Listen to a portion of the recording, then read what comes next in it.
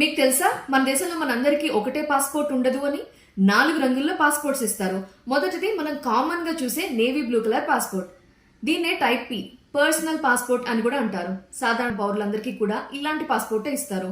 మన వ్యక్తిగత ప్రయాణాలకు సంబంధించి చదువు, ఉద్యోగం లేదా వ్యాపారం లేదా టూరిస్ట్ గా వెళ్లాలనుకున్నా వీటన్నిటికీ కూడా ఈ బ్లూ కలర్ లో ఉండే పాస్పోర్ట్ నే జారీ చేస్తారు. తత్కాల్ పాస్పోర్ట్ అత్యవసరంగా విదేశాలకు వెళ్లాల్సి వచ్చినప్పుడు పాస్పోర్ట్ లేని వాళ్ళకి ఈ తత్కాల్ పాస్పోర్ట్ ని జారీ చేస్తారు. ఇది కూడా నేవీ బ్లూ కలర్ లోనే ఉంటుంది, కానీ విదేశాల్లో పని ముగించుకొని వచ్చేంత వరకు మాత్రమే పనిచేస్తుంది. రెండోది వైట్ పాస్పోర్ట్. ప్రభుత్వంలో పనిచేస్తున్న వాళ్లకు, సివిల్ సర్వెంట్స్ కి, పోలీసులకి దీన్ని జారీ చేస్తారు. వీళ్ళు జాతీయ ప్రయోజనాల కోసం విదేశాల్లో పర్యటించాల్సి వచ్చినప్పుడు అక్కడి స్థానిక అధికారుల సహకారం కోరడానికి ఇలాంటి పాస్పోర్ట్ ఉంటే కనుక ఉపయోగపడుతుంది కదా, అందుకని వైట్ పాస్పోర్ట్ ని జారీ చేస్తారు.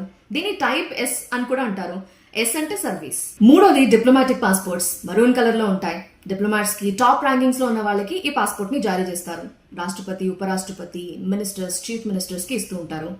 వీళ్ళు విదేశాలకు వెళ్లాలంటే వీసాతో పనిలేదు. అంతేకాదు సాధారణ ప్రయాణికుల్లా కాకుండా వీళ్ళని ప్రత్యేకంగా చూస్తారు. ఫాస్ట్ గా ఇమ్మిగ్రేషన్ ఫార్మాలిటీస్ అనేవి కంప్లీట్ అయిపోతాయి. వీళ్ళకి, వీళ్ళ కుటుంబ సభ్యులకి, సిబ్బందికి భద్రతాపరమైన తనిఖీల నుంచి మినహాయింపు ఉంటుంది.